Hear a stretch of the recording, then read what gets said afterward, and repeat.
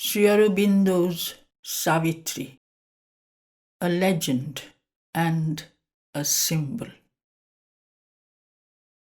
Book 5, The Book of Love. Canto 2, Satyavan.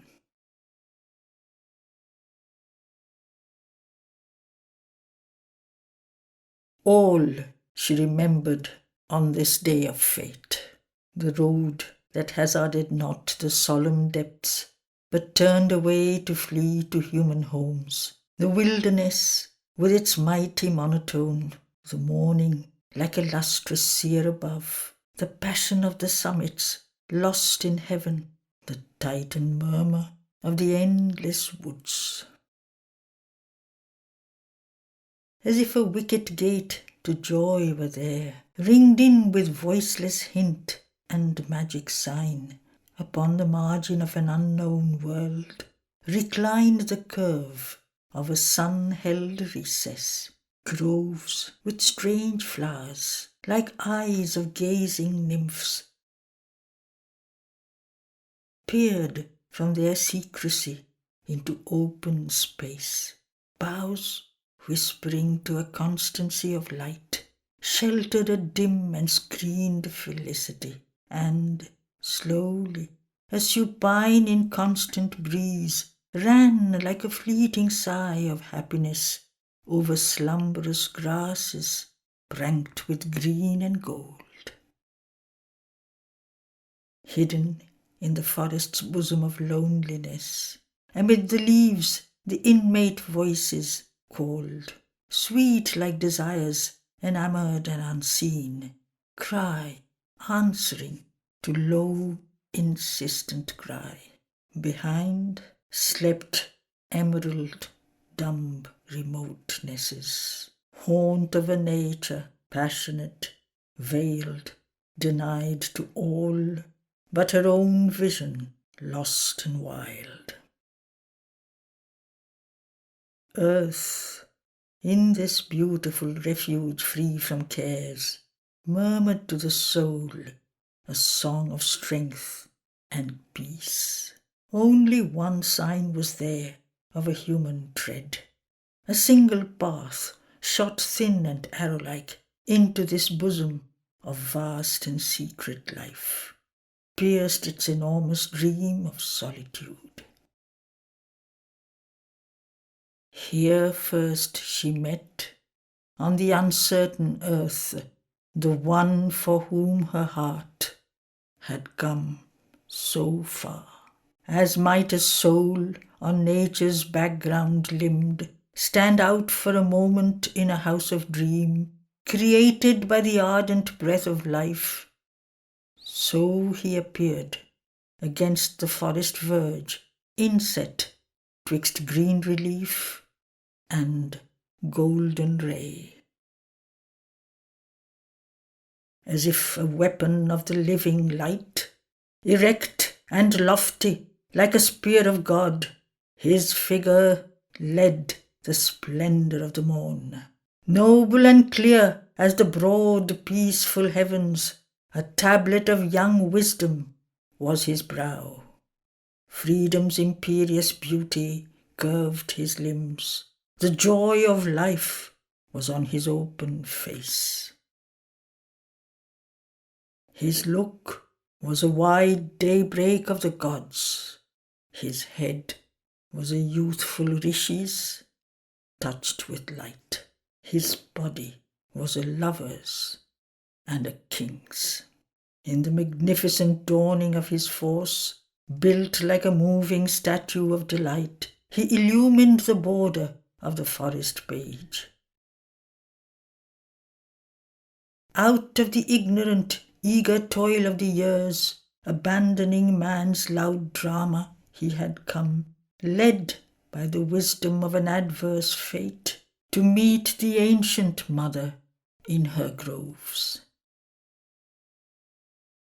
In her divine communion he had grown, a foster child of beauty and solitude, heir to the centuries of the lonely wise, a brother of the sunshine and the sky, a wanderer communing with depth, and Marge. Away the knower of the unwritten book, perusing the mystic scripture of her forms, he had caught her hierophant significances, her sphered immense imaginations learnt, taught by sublimities of stream and wood, and voices of the sun and star and flame, and chant of the magic singers on the boughs, and the dumb teaching of four-footed things. Helping with confident steps her slow great hands, he leaned to her influence like a flower to rain, and, like the flower and tree, a natural growth widened with the touches of her shaping hours. The mastery free natures have was his, and their ascent to joy and spacious calm. One with the single spirit inhabiting all, he laid experience at the Godhead's feet. His mind was open to her infinite mind. His acts were rhythmic with her primal force. He had subdued his mortal thought to hers. That day he had turned from his accustomed paths. For one who, knowing every moment's load, can move in all our studied or careless steps, had laid the spell of destiny on his feet and drawn him to the forest's flowering verge. At first, her glance that took life's million shapes impartially to people its treasure house, along with sky and flower and hill and star, dwelt rather on the bright, harmonious scene. It saw the green gold of the slumbrous sward, the grasses quivering with the slow wind's tread, the branches haunted by the wild bird's call. Awake to nature, vague as yet to life, the eager prisoner from the infinite, the immortal wrestler in its mortal house, its pride, power, passion of a striving God, it saw this image of veiled deity. This thinking master creature of the earth, this last result of the beauty of the stars, but only saw, like fair and common forms, the artist spirit needs not for its work, and puts aside in memory's shadowy rooms. A look, a turn decides our ill-poised fate. Thus in the hour that most concerned her all, wandering unwarned by the slow surface mind, the heedless scout beneath her tenting lids admired indifferent beauty, and cared not to wake her body's spirit to its king. So might she have passed by, on chance ignorant roads, missing the call of heaven, losing life's aim. But the God touched in time her conscious soul. Her vision settled, caught, and all was changed. Her mind at first dwelt in ideal dreams, those intimate transmuters of earth's signs that make known things a hint of unseen spheres, and saw in him the genius of the spot, a symbol figure standing mid earth's scenes, a king of life outlined in delicate air. Yet this was but a moment's reverie, for suddenly her heart looked out at him, the passionate seeing used thought cannot match, and knew one nearer than its own close strings. All in a moment was surprised and seized, all in inconscient ecstasy lay enwrapped or under imagination's coloured lids, held up in a large mirror air of dream, broke forth in flame to recreate the world. And in that flame to new things she was born. A mystic tumult from her depths arose. Hailed, smitten erect like one who dreamed at ease, life ran to gaze from every gate of sense. Thoughts indistinct and glad in moon-mist heavens, feelings as when a universe takes birth, swept through the turmoil of her bosom space, invaded by a swarm of golden gods. Rising to a hymn of wonders priests, her soul flung wide its doors to this new sun. An alchemy worked, the transmutation came, the missioned face had wrought the master's spell. In the nameless light of two approaching eyes, a swift and fated turning of her days appeared and stretched to a gleam of unknown worlds. Then, trembling with the mystic shock, her heart moved in her breast and cried out like a bird who hears his mate upon a neighbouring bough. Hooves trampling fast, wheels largely stumbling, ceased. The chariot stood like an arrested wind. And Satyavan looked out from his soul's doors and felt the enchantment of her liquid voice fill his youth's purple ambience, and endured the haunting miracle of a perfect face.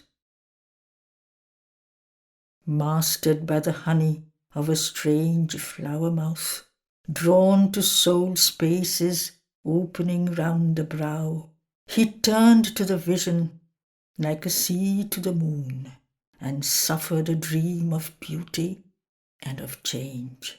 Discovered the aureole round a mortal's head, adored a new divinity in things. His self-bound nature foundered as in fire. His life was taken into another's life.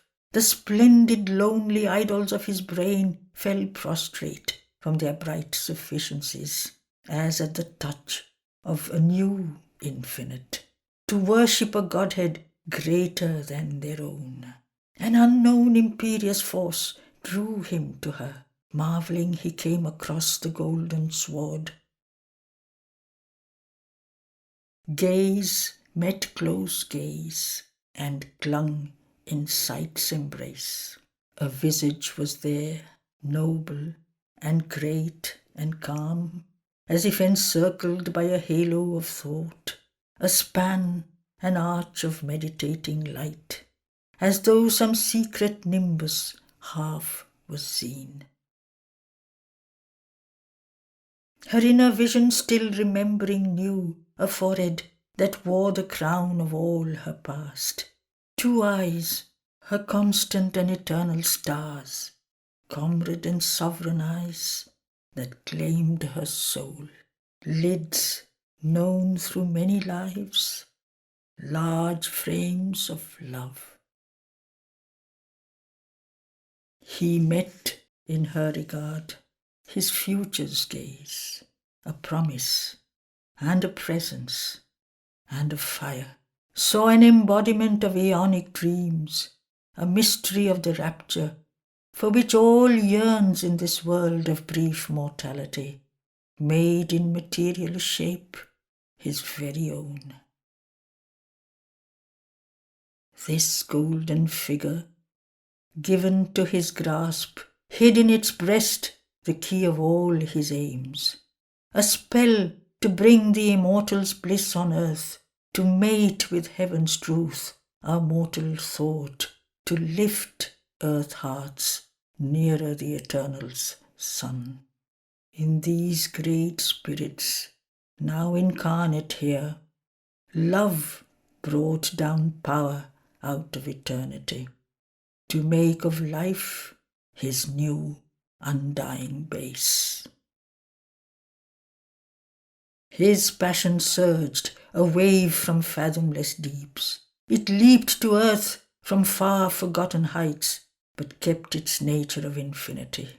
On the dumb bosom of this oblivious globe, although as unknown beings we seem to meet, Our lives are not aliens, nor as strangers join, moved to each other by a causeless force. The soul can recognize its answering soul across dividing time, and on life's roads, absorbed a rapt traveller, turning it recovers familiar splendors in an unknown face. And touched by the warning finger of swift love, it thrills again to an immortal joy, wearing a mortal body for delight. There is a power within that knows beyond our knowings.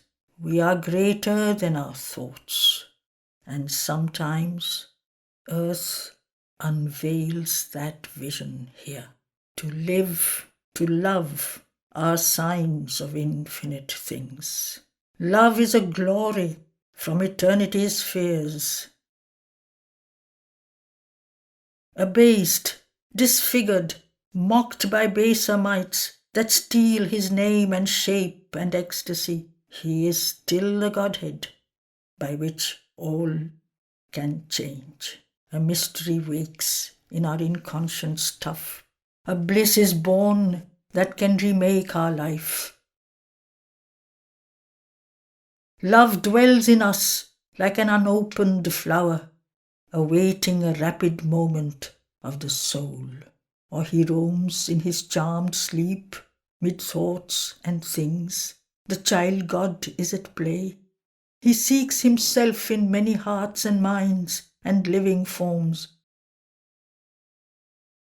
He lingers for a sign that he can know, and when it comes, wakes blindly to a voice, a look, a touch, the meaning of a face. His instrument, the dim corporeal mind, of celestial insight now forgetful grown. He seizes on some sign of outward charm to guide him mid the throng of nature's hints, reads heavenly truths into earth's semblances, desires the image for the Godhead's sake, divines the immortalities of form, and takes the body for the sculptured soul. Love's adoration, like a mystic seer, through vision looks at the invisible. In earth's alphabet finds a godlike sense. But the mind only thinks, behold the one for whom my life has waited long unfilled. Behold the sudden sovereign of my days. Heart feels for heart, limb cries for answering limb. All strives to enforce the unity, all is.